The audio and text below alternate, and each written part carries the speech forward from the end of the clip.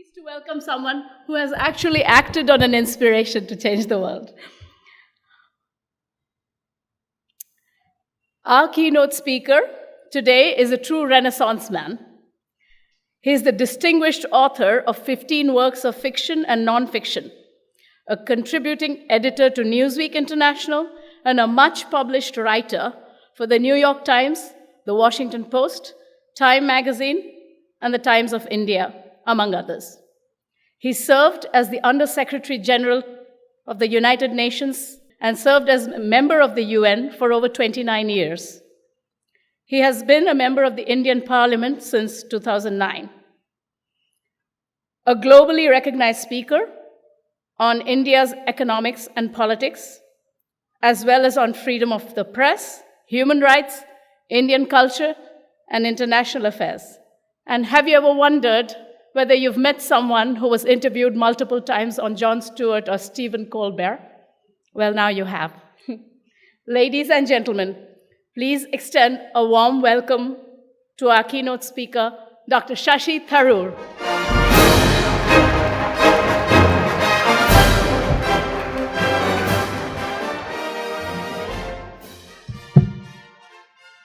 There we go, and good morning, everyone. I'm afraid I don't have any technological aid, so if you really want a visual aid, you'll have to look at my tie or something. This is an old-fashioned, uninnovative set of remarks, but at the same time, I'm delighted to be here because to be with so many leaders and stakeholders in business, entrepreneurship, and industry, as the guest of a company based in Thiruvananthapuram, whose reach spreads across the world, is richly satisfying.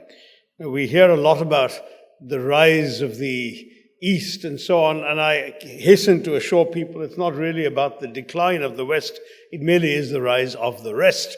And I think the success of V.K. Matthews and his team is an indication of the way in which the Global South has managed to put itself on the world map. And before I talk about innovation, let me thank VK and his team for putting together such a useful conference that addresses one of the most important factors, I think, in development and in our collective futures. I learned a lot from VK's presentation, and I'm sure you all did too. Now, VK has done a terrific job of depicting the world of disruption in which we live, so I'm going to speak a lot more about innovation. I hate to admit it, but at least 3 of the examples I was going to use about disruption have already popped up in his remarks today, so I'll skip them. And I should start by stressing that I know very little about the sectors of travel, transportation, and logistics that most of you here represent. Those are all areas I'm usually happy to leave to Vijay Mallya, especially the logistics of how to get to London when they're looking for you in Bombay. But I do hope that you will be able to apply some of what I have to say about the topic of innovation in today's disruptive world to the verticals within which you work. And while I am going to focus a lot on India in the examples I give, what I have to say, I believe, may also offer insights relevant to other parts of the world. Now, there are various ways of responding to disruptions that the world imposes, some of which require innovation, and some of which involve inventive ways of avoiding innovation. Some of you may know the story of the new CEO taking over a company where, thanks to the disruption and the company's inability to cope with it, there'd been a lot of churning and loss of CEOs. So when this chap comes in, the outgoing CEO smiles at him ruefully and says, "Look, one thing I found very useful came from my predecessor. It's 3 envelopes, 3 sealed envelopes. I'm going to give them to you. Just make sure that you don't open them except in the order in which I give them to you. And you can only open them when you're really facing a crisis for which you have no solution, innovative or otherwise." So the CEO says, fine. And sure enough, thanks to all the disruptions VK has been describing, some new crisis erupts that he simply has no solution for. So he opens the first envelope and it says very simply, "Blame your predecessor." So he proceeds to do just that. He blames his predecessor for the company's inability to cope, and he tides over the crisis. But then a few months later, sure enough, the next crisis from disruption pops up, and again he has no solution possibly. So he opens the second envelope, and it says, blame the international environment. So he immediately starts talking about all the problems that have been caused by factors beyond his control, from the international oil price to the price of WhatsApp or whatever, and he tides over that crisis. And then finally the ultimate crisis comes, and he's really staring at the bottom of the barrel. There is not any solution available. So he opens a third envelope, and it says, prepare 3 envelopes. So sometimes there aren't any sensible solutions available, and at one level it may seem odd to speak about innovation to an audience comprising mainly Indians who hail from a country which is largely rule-bound and traditional, where farmers till the soil using methods that have not changed in 2,000 years, where the decrepit caste system still persists, and where the government is full of bureaucrats who have to say sir or madam to everyone who joined the services 15 minutes before them. Don't laugh, it may not be too different in some of your companies. Few innovators would get past an Indian human resources manager. Yet, the same India is also the land of jugaad, an innovative name for innovation, or more precisely, frugal innovation. The national passion for jugaad has attracted international attention from management experts, from theorists, from journalists, as a valid approach to economic efficiency and innovation. It involves developing makeshift but workable solutions from limited resources. The Indian kind of frugal innovation essentially involves conveying a way of life, a worldview that embodies the quality of making do with what you have to meet your needs. It has its limitations and its critics, especially those who feel it emphasizes ramshackle methods and shortcuts over developing proper systems, but jugaad exists because it works. In 2011, I found myself inaugurating the India Innovation Institute at the University of Toronto. It still exists. We can take pride in the fact that a foreign university is studying Indian innovation. The buzzword then was Indovation, for innovations being developed in India. The phrase has caught on to some degree, though perhaps not nearly so much as jugaad. But Google the phrase frugal innovation, which is what we're talking about, and you will see that the first 20 search results all relate to India. Clearly, we're innovative in more than just our technology and our terminology. Now, to understand the true nature, the true power of entrepreneurship and innovation, one needs to look, of course, at the micro level. Indians perhaps are natural leaders in frugal innovation. Indian companies have long recognized the opportunities in meeting previously overlooked demand from the bottom of the pyramid. Shampoo sachets originated in India more than 2 decades ago, creating a market for a product that the poor had never before been able to afford. Indians without the space in their homes or the money to buy a whole bottle of shampoo for 100 rupees in those days could spend 5 for a sachet that they'd use once or twice. That was frugal innovation. But India's leadership in frugal innovation goes beyond downsizing. It involves starting with the needs of poor consumers, itself an innovative term. Whoever knew the poor could be consumers, and working backwards. So instead of complicating or refining their products, Indian innovators stripped them down to their bare essentials, making them affordable, accessible, durable, and effective. Indian ingenuity has produced, as a result, a startling number of world-beating innovations. None more impressive, I believe, than the Tata Nano, which, despite being a marketing disaster in India, represents actually a triumph of innovation in the transportation industry. At $2,000, it costs roughly the same as a high-end DVD player in a Western luxury car. Of course, there's no DVD player in the Nano, and no radio either in the basic model, but its innovations, which have garnered 34 patents, are not merely the result of doing away with frills, including power brakes, air conditioning, and side view mirrors, reducing the use of steel by inventing an aluminium engine, increasing space by moving the wheels to the edge of the chassis, and relying on a modular design that enables the car to be assembled from kits. All of these have proved conclusively that you can do more with less even in a time-tested industry like making automobiles. But the entrepreneurship and innovation culture in India is about coming up with something new, not pirating products or making cheap imitations of global brands. It's truly about innovating for Indians, finding inexpensive solutions, often improvised on the fly, within the constraints of a resource-starved developing country full of poor people. Jugaad, of course, does exactly that. An Indian villager constructs a makeshift vehicle to transport his livestock and goods by rigging a wooden cart with an irrigation hand pump that serves as an engine. And that's our kind of individual entrepreneurship. I realize it won't help the transportation executives here, but it's happening every day in rural India. Common machines and household objects are reincarnated in ways that their original manufacturers never intended. Everything is reusable or reimagined. In fact, if you can't afford your mobile phone bills, you invent the concept of the missed call, a brief ring that is not answered, but that signals your need to speak to the recipient. Telecoms, in fact, is an area I've often talked about elsewhere, so I won't do it. But mobile phones are a very interesting example of a disruptive technology that is itself inspired innovation.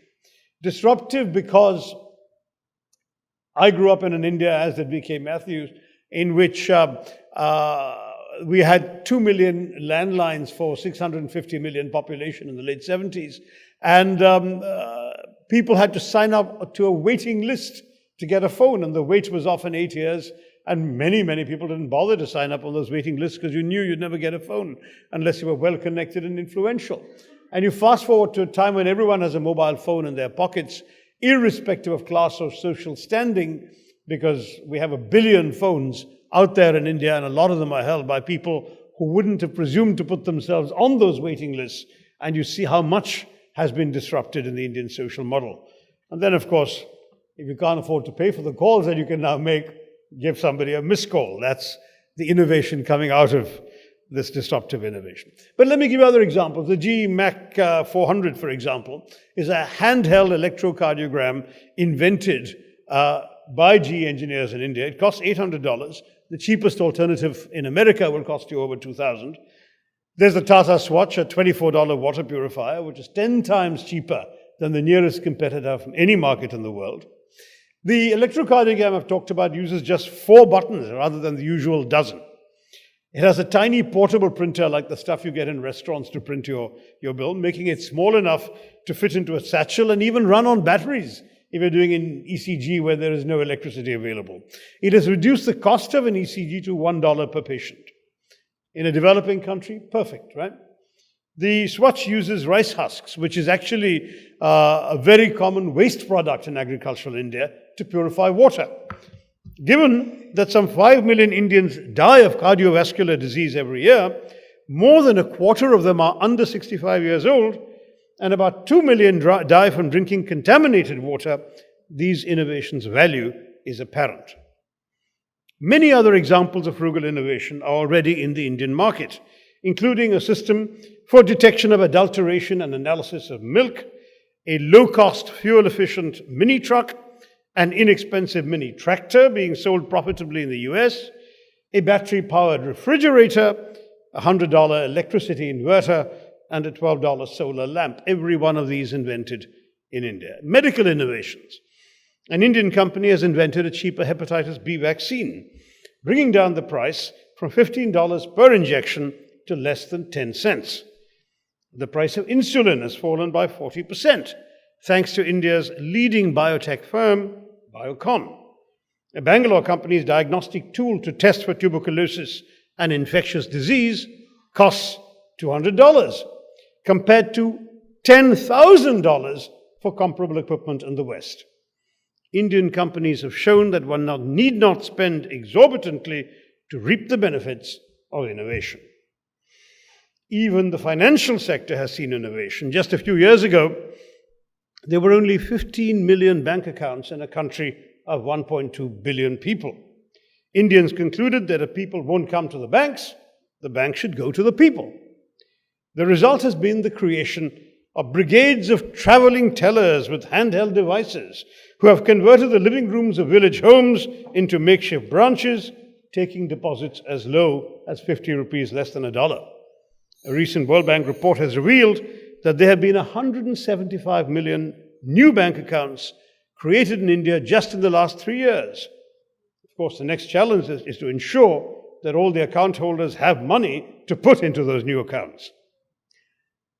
As Benjamin Netanyahu, the Prime Minister of Israel, a country famous for its entrepreneurship environment and startup culture, has stated, it is essential to understand that it's not just the economy of a country, but its culture that enables the process of entrepreneurship. I'd go beyond this and argue that the same applies to innovation, as the two go hand in hand. It's essential to give greater emphasis to entrepreneurship and strengthen a culture that encourages and nurtures innovation. And it's the imperative of the state to enable a culture of entrepreneurship, which the current governments of both India and Israel have vowed to do. V.K. Matthews rightly said that leaders and decision makers have to reset their intuitions, their assumptions. And I think this is hugely important. But at the same time, one assumption we can't afford to drop is that of quality. That is that you can't think of entrepreneurship and innovation merely in terms of frugality. It has to go with quality. Quality is one of the core values for any company or any country for that matter to succeed, and that's where jugaad is not enough. We must innovate with quality.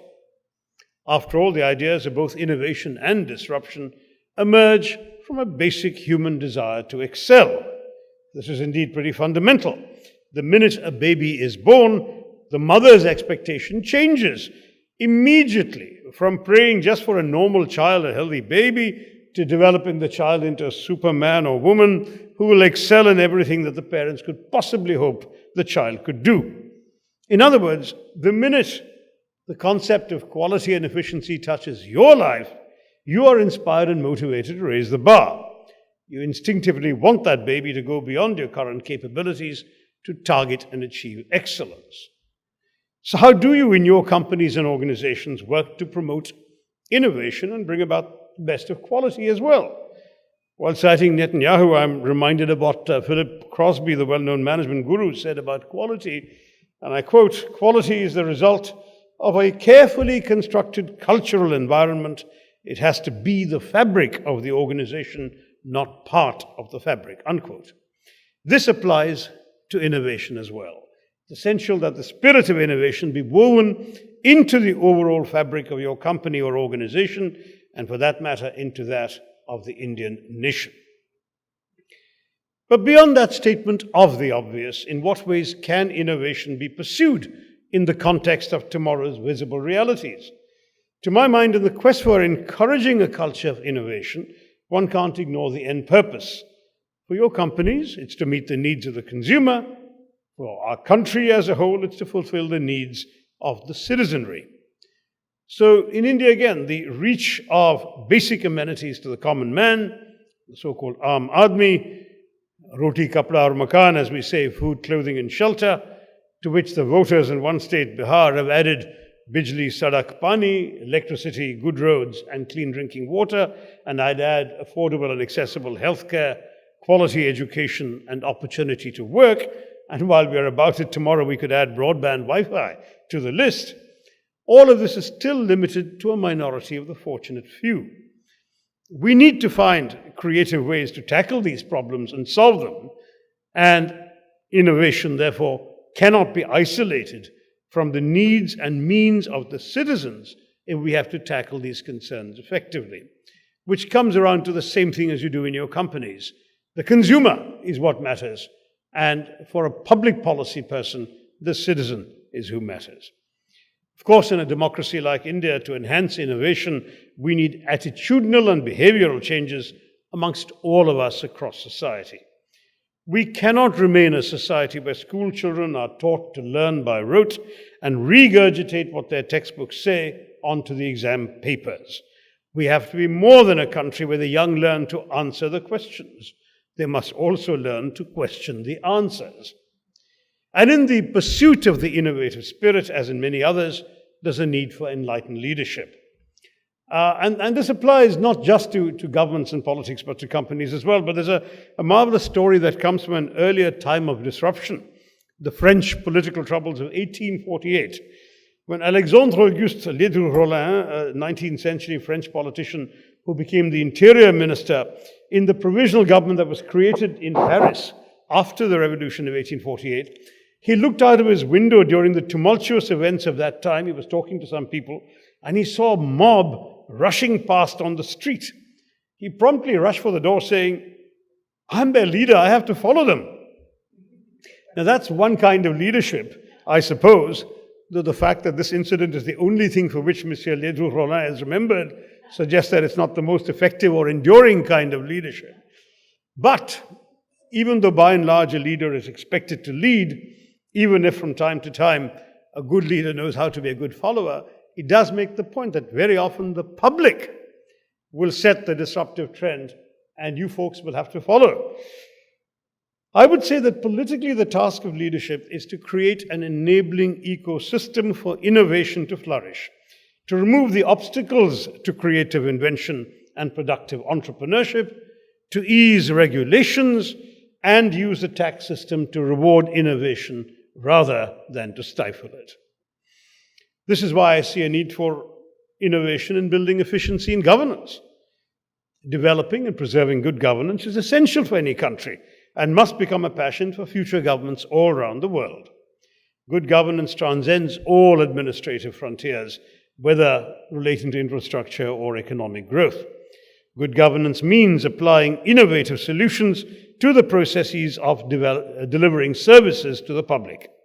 It also requires leaders from all nations to recognize the importance of working together for the common goal of identifying these innovative solutions to our problems. One can today see in India the development of innovative e-governance mechanisms through the social media, which I believe is one of the most disruptive and at the same time useful innovations that have impacted good governance. And at the same time, if you look around the world, finding new solutions is never an easy task. At the risk of encroaching a minute on my time, I will tell you one of my favorite stories of Ban Ki-moon walking on a beach and coming across an old brass lamp, and he picks it up and suddenly a genie pops out. And the genie says, "I'm this 21st century genie, I can help you." And Ban Ki-moon says, "Great, what can you do?" He said, "You have one wish," says the genie. And Ban Ki-moon says, "One wish? I thought genies gave us 3 wishes.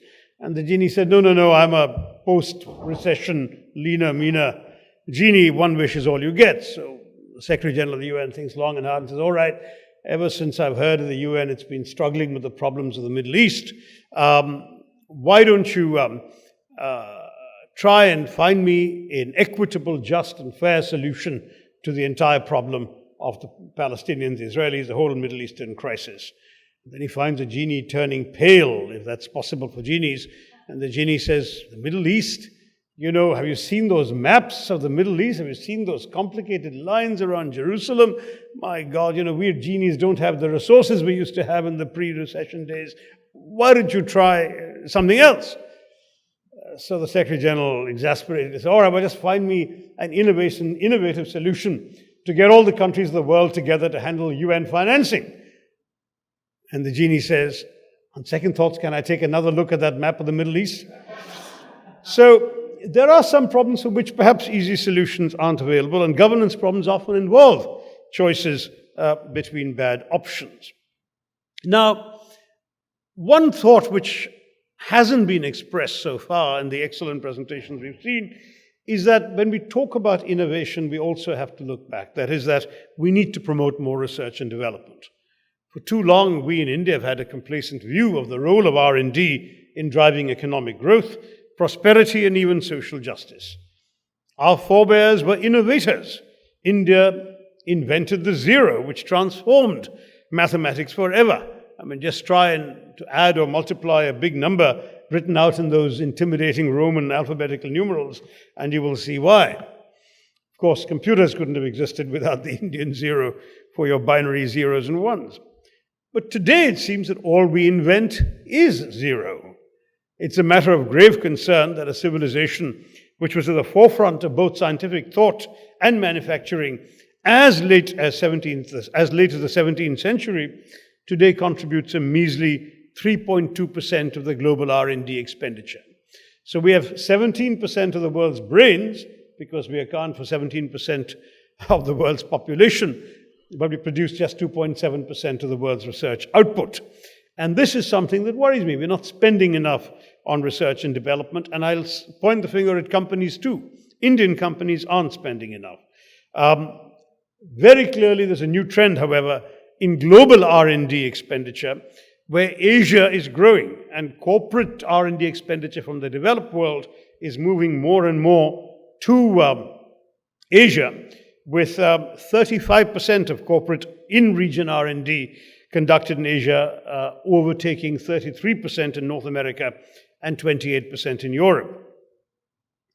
Asia was third as recently as 2007, by the way. And China and India have been the main drivers of Asia's rise.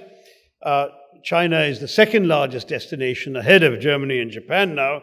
And even India, despite my complaints about what percentage of GDP, we're spending only about 0.8%, we have now increased our in-country R&D spending to about $28 billion, 115% increase in the last 2 years, which makes it the third largest destination for imported R&D after China.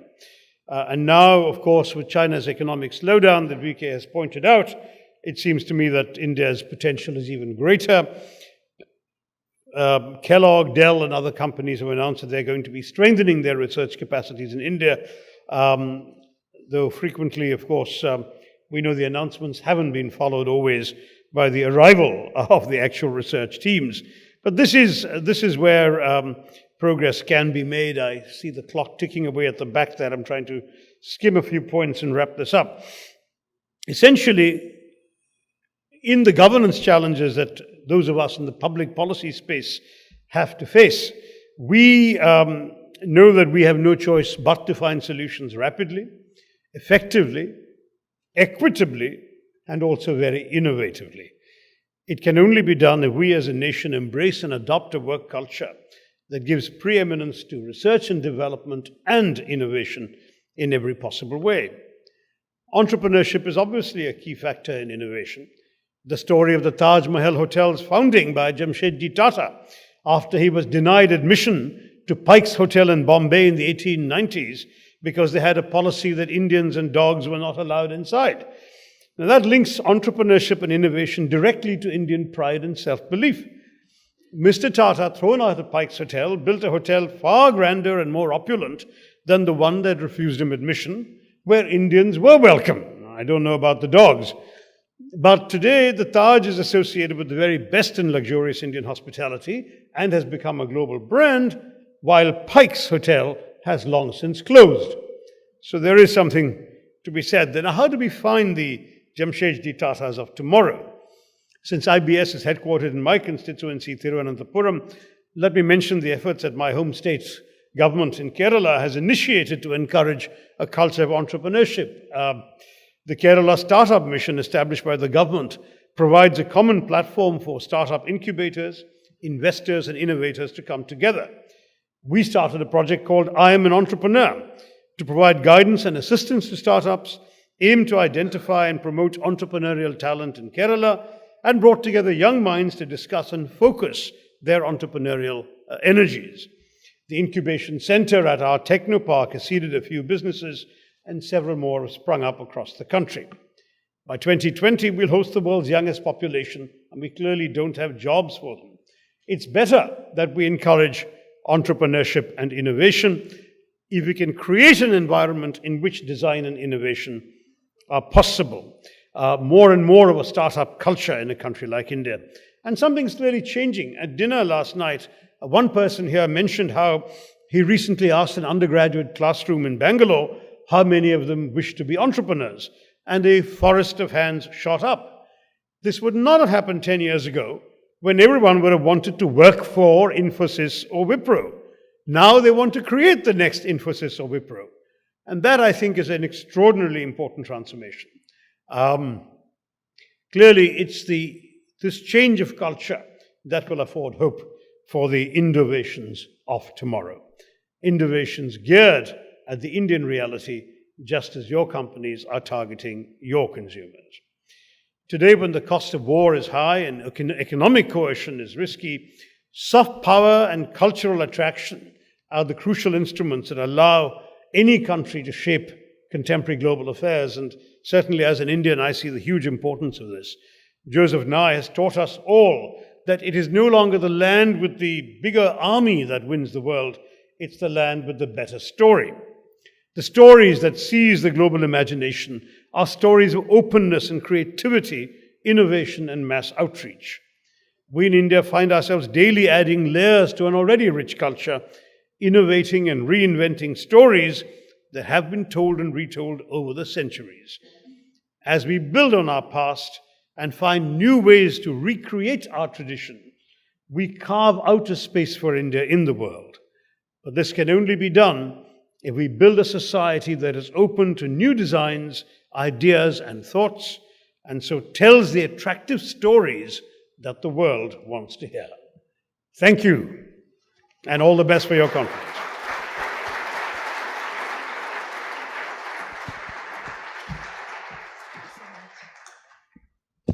Dr. Tharoor, before you leave, I'd like to invite you for a photo op, and we have a gift for you.